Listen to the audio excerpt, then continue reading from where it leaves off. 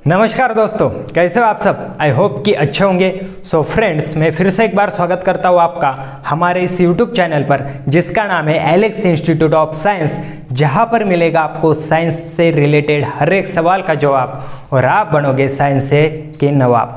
तो फ्रेंड्स, अभी तक आपने हमारे इस यूट्यूब चैनल को सब्सक्राइब नहीं किया तो जल्दी से जाकर हमारे इस यूट्यूब चैनल को सब्सक्राइब करिए और बाजू वाला जो बेल आइकन का बटन है उसे भी टिंग टिंग करके दबा देना। आई बात समझ में?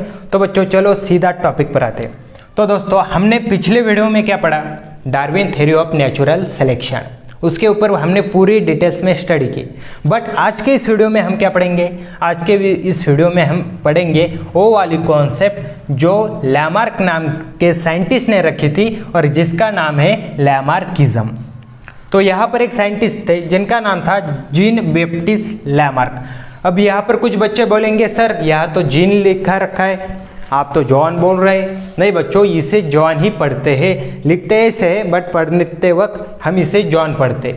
जॉन बैप्टिस्ट लैमार्क नाम से एक साइंटिस्ट थे, उन्होंने ये थ्योरी रखी जिसका नाम है लैमार्किज्म। अब इस थ्योरी में उन्होंने क्या बताया देखो, morphological changes occurring in living organism are responsible for evolution. मतलब लिविंग ऑर्गेनिज्म में जो मॉर्फोलॉजिकल चेंजेस होते हैं वो मॉर्फोलॉजिकल चेंजेस रिस्पॉन्सिबल होते हैं किसके लिए? इवोल्यूशन के लिए। किसके लिए? इवोल्यूशन के लिए। बट वो मॉर्फोलॉजिकल चेंजेस क्यों होते हैं? इसका कहीं ना कहीं कुछ ना कुछ रीजन होगा।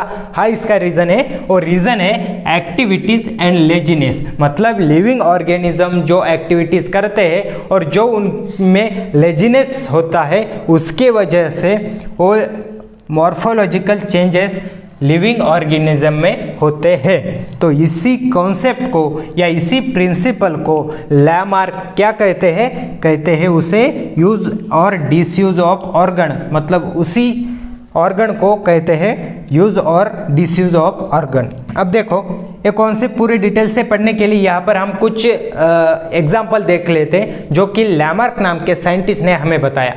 अब देखो बच्चों, जो हमारे जिराफ होते हैं, हमारे नहीं होते वो उनके पिताजी के होते होंगे या तो उनके स्पेसीज के होते होंगे। बट जो जिराफ होते हैं वो क्या कैसे थे? पहले जिराफ की जो गर्दन है वो कैसी होती है? ऐसी। मैं कोई ड्राइंग का टीचर नहीं हो बच्चों, इसलिए आपको समझने के लिए कैसे भी यहाँ पर डायग्राम बना देता हूँ। अब देखो, ऐसे जिराफ है, ऐसा उनका मुंह है। सर ये तो डायनासोर बन गया। अब देखो, ऐसा जिराफ है। जिराफ की जो गर्दन होती है वो कैसी होती है? वो ऐसी बहुत लंबी होती है। बट लैमार्क हमें बताते हैं कि पहले जो जिराफ की गर्दन थी वो इतनी लंबी नहीं थी, वो थी सिर्फ मतलब ये छोटी थी।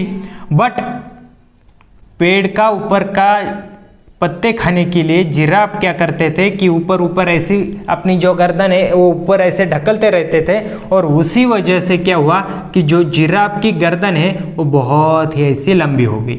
जिराफ की गर्दन क्या हो गई? लंबी हो गई। ऐसा हमें लैमार्क बताते हैं। मतलब वहाँ पर उन्होंने क्या किया कि मॉडिफिकेशन किया। अब देखो, दूसरा एग्जाम्पल है, ये पहला एग्जाम्पल। दूसरा एग्जाम्पल जो है वो है आयरन स्मिथ का। आयरन स्मिथ मतलब कौन? आयरन स्मिथ मतलब लोहार। लोहार क्या करते हैं? लोहार मतलब हथौड़ा हाथ में लेकर उनका जो क्या होता है मारना चालू ही होता है। बट उनके जो शोल्डर होते हैं, लोहार के जो शोल्डर होते हैं, वो शोल्डर उस हथौड़ा मारने से क्या होते हैं? वो शोल्डर स्ट्रांग होते हैं। ऐसे हमें लैमार्क बताता है। अब तीसरी बात, अब देखो जो विंग्स होते हैं ऑस्ट्रिच एंड ईमू के, ऑस्ट्रिच एंड ईमू ये दो बर्ड्स है, इनके जो विंग्स होते हैं वो विंग क्या होते हैं? वो डिसयूज होते हैं। किसकी वजह से? वो जो ऑस्ट्रिच होता है और ईमू होता है वो क्या करता है कि उसके विंग का कोई भी यूज करता नहीं है, उसकी वजह से वो क्या होते हैं? डिसयूज होते हैं। अब देखो यहाँ पर जो ये दूसरा हो गया, ये तीसरा एग्जाम्पल। यहाँ पर जो चौथा एग्जाम्पल हमें बताया लैमार्क ने वो था क्या? कौन सा था? यहाँ पर वो था जो हमारे बर्ड होते हैं। कौन सा? डक। एंड पानी में रहने वाला दूसरा स्वैन। वो क्या करते हैं? अपने पैर से स्विमिंग करते हैं। वो क्या करते हैं, अपने पैर से स्विमिंग करते। स्विमिंग करने से उनके बॉडी में मॉडिफिकेशन आ गया और क्या हो गया कि उनके जो पैर है वो स्विमिंग करने के लिए सफिशिएंट हो गए। आई बात समझ में? तो चलो देखते हैं 5वां एग्जाम्पल। जो हमारे स्नेक है। अब लामार्क हमें ऐसा बताता है कि जो हमारा ऐसा स्नेक होता है, ऐसा मानो स्नेक है, स्नेक लामार्क क्या बताता है कि स्नेक में भी ऐसे चिपकली जैसे पैर होते हैं, पहले होते थे। बट क्या हुआ कि जो स्नेक है वो उसका कुछ उपयोग ही नहीं कर रहा था, मतलब उसका कुछ यूज़ ही नहीं कर रहा था। उसकी वजह से क्या हुआ कि वो जो पैर है वो डिसयूज हो गए। पैर क्या हो गए? डिसयूज हो गए।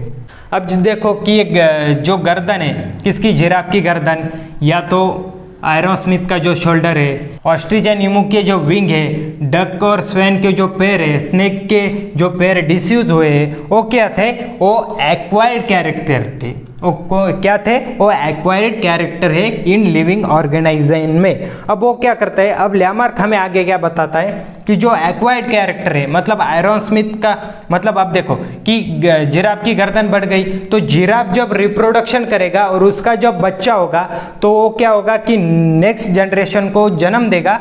बट उसके नेक्स्ट जनरेशन में भी उसके जो एक्वायर्ड कैरेक्टर है, मतलब इन्होंने जो कैरेक्टर एक्वायर्ड किए हैं, जो जिराफ की गर्दन लंबी हो गई है, वही कैरेक्टर उसके नेक्स्ट जनरेशन में जाएगा, ऐसे हमें लामार्क बताता है। और इसी कॉन्सेप्ट को हम कहते हैं थ्योरी ऑफ इनहेरिटेंस। क्या कहते हैं? थ्योरी ऑफ इनहेरिटेंस, या तो लामार्किज्म एंड लामार्किज्म। आई बात समझ में बच्चों? बहुत ही सिंपल है। क्या हुआ कि जो जिराफ है उसकी जो नेक थी पहले छोटी थी, वो क्या करने लगा कि झाड़ पर ऊपर के जो पेड़ थे, पेड़ की पत्तियां खाने के लिए उन्होंने उसकी गर्दन को ऐसे ऊपर ढकलना शुरू किया तो क्या हो गई? उसकी गर्दन बढ़ गई। किसने बताया हमें? लामार्क ने। अब गर्दन बढ़ गई तो क्या हुआ कि जो जिराफ का रिप्रोडक्शन हुआ, उसने आगे की जनरेशन को जन्म दिया और वही कैरेक्टर जो उसने एक्वायर्ड किया था, वही कैरेक्टर उसके अगले जनरेशन में भी चला गया। ऐसा हमें कौन बोलता है? ऐसा हमें बोलता है लामार्क। और इसी कंसेप्ट को हम बोलते हैं थ्योरी ऑफ इनहेरिटेंस या लामार्किज्म। थ्योरी ऑफ इनहेरिटेंस और लामार्किज्म। तो बताओ क्या बोलते हैं? वंस मोर, चलो। Theory of inheritance and Lamarckism. Once more, theory of inheritance and Lamarckism. आई बात समझ में? तो चलो आगे चलते हैं। अब देखो दोस्तों, लामार्क ने हमें यहाँ पर क्या बताया कि जो एनिमल होते हैं या ऑर्गेनिज्म होते हैं, उसके स्पेसिफिक एक्टिविटी के वजह से जो ऑर्गेनिज्म होते हैं जिसका वो यूज़ करते हैं, उसकी वजह से क्या होता है कि कुछ ऑर्गन जो होते हैं वो क्या होते हैं? डेवलप होते हैं। जिनका यूज़ करता है उन ऑर्गेनिज्म की क्या होती है? डेवलपमेंट होती है। बट जिन ऑर्गन का वो यूज़ नहीं करते हैं, मतलब नो यूज़, जिन ऑर्गन का वो यूज़ नहीं करते वो क्या होते हैं? डिजेनरेट होते हैं। ऐसा हमें लामार्क बताता है। ये तो सबने एक्सेप्ट किया, बट लामार्क इसके आगे जाकर भी बोलता है कि जो एक्वायर्ड कैरेक्टर थे, मतलब जिनकी डेवलपमेंट हो गई या तो जो जनरेट हो गए, वो नेक्स्ट इस जनरेशन से नेक्स्ट जनरेशन में जाते हैं, मतलब एक जनरेशन से दूसरे जनरेशन में जाते हैं। ऐसा भी लामार्क हमें बताता है। बट इसको बहुत सारे साइंटिस्ट ने इसका साफ साफ इनकार कर दिया। मतलब ये जो कॉन्सेप्ट उसने सबके सामने रखी थी, एक कॉन्सेप्ट किसी ने भी एक्सेप्ट नहीं की। अब देखो बच्चों कि क्या हुआ, मैंने बॉडी बनाई, एकदम फिट हो गया मैं, ऐसा बॉडी बनाई मैंने, तो अगर मुझे बच्चा हो गया, अगर मेरी नेक्स्ट जनरेशन आ गई, वो भी क्या फुल बॉडी के साथ पैदा होगी? नहीं ना, उसका जन्म होगा तो साधारण सा बच्चा रहेगा ना, जो आम इंसान होते हैं वैसा ही वो बच्चा रहेगा, मेरी तरह फुल ऐसे फिट बॉडी वाला तो नहीं रहेगा। अगर मैंने हाथ पर अपने कुछ भी ऐसा टैटू बना रखा है, अब मैंने क्या किया, यहाँ पर एक कैरेक्टर एक्वायर्ड किया ना, एक्वायर्ड किया कैरेक्टर, बट यही टैटू मेरे जो आगे वाली नेक्स्ट जनरेशन है उसके हाथ पर नहीं होगा, नहीं होगा ना। तो जाहिर सी बात है जिन ऑर्गन का हम यूज़ करते हैं वो डेवलप होते हैं, और जिन ऑर्गन का हम यूज़ नहीं करते वो क्या होते हैं, वो डिजेनरेट होते हैं। बट इस जो एक्वायर्ड कैरेक्टर है, जो एनिमल ने या ऑर्गेनिज्म ने कैरेक्टर को एक्वायर्ड किया, वही एक्वायर्ड कैरेक्टर क्या होते हैं, एक जनरेशन से दूसरे जनरेशन में नहीं जाते हैं। अगर मैंने अपने बालों पर लाल ऐसा छपरी स्टाइल में कलर किया तो मेरा बच्चा भी वैसा ही पैदा हो गया क्या? नहीं ना, वैसा नहीं होगा। अब देखो यहाँ पर दो चूहे हैं, एक तो मेल है। चूहे की जो डायग्राम है ना बच्चों, वो बहुत ही अच्छी तरीके से मैं बना लेता हूँ। अब देखो ऐसा चूहा है ना, हाँ ऐसा एक चूहा है, एक कौन है, मेल है। उसके बाद एक फीमेल चूहा आएगा नहीं सर, आएगी, फीमेल चूहिया क्या बोलते हैं उसको, आएगी, आ गई, ऐसी आ गई। अब मैंने क्या किया कि इनकी जो पूंछ है, इनकी जो टेल है वो कट कर दी, यहाँ से कट कर दी। अब इनका रिप्रोडक्शन हुआ और उनको एक बच्चा पैदा हुआ, वो बच्चा भी क्या आधी पूंछ के साथ पैदा होगा? बताओ जल्दी, हो गया पैदा? नहीं, उसको साफ पूरी टेल होगी ना। तो इसकी वजह से जो लैमर की आगे वाली कॉन्सेप्ट होती है, एक जनरेशन में दूसरे जनरेशन में जो एक्वायर्ड कैरेक्टर ट्रांसफ़र होते हैं वो साफ डिसप्रूव कर दे, मतलब साफ उनको नकार दिया। और ये जो थ्योरी थी, ये जो प्रिंसिपल था, ये जो कॉन्सेप्ट थी लैमर की, वो साफ डिसप्रूव कर दी गई। तो बच्चों आई होप कि आपको ये सारी कॉन्सेप्ट समझ में आई होगी। लैमर्किज्म क्या होता है, किस प्रकार काम करता है, और किस प्रकार से जिन ऑर्गन का हम यूज़ करते हैं वो डेवलप होते हैं, और जिन ऑर्गन का हम यूज़ नहीं करते वो क्या होते हैं, डिजेनरेट होते हैं। और लैमर्किज्म क्या है, थ्योरी ऑफ इनहेरिटेंस क्या है, वो आपके समझ में एज इट इज़ आया होगा, आपको अंडरस्टैंड हुआ होगा, ऐसी आशा करता हूँ। तो दोस्तों आज के लिए बस इतना ही। तो अभी तक हमारे इस यूट्यूब चैनल को सब्सक्राइब नहीं किया तो जल्दी से जाकर सब्सक्राइब कर दीजिए। अगर वीडियो पसंद आए तो वीडियो को लाइक कर देना, अपने उन नालायक दोस्तों के साथ भी शेयर करना जो कि अभी तक उन्होंने पढ़ाई शुरू नहीं कर दी। बच्चों अभी 2 महीने में आपकी एग्ज़ाम आने वाली है, तो जल्दी से जल्दी पढ़ाई को स्टार्ट करिए, क्योंकि आप जब तक पढ़ाई स्टार्ट नहीं करते, शुरुआत नहीं करते, तब तक कुछ नहीं होता। जब आप शुरुआत करते हैं ना बच्चों, सिर्फ एक आपकी शुरुआत ही काफ़ी है।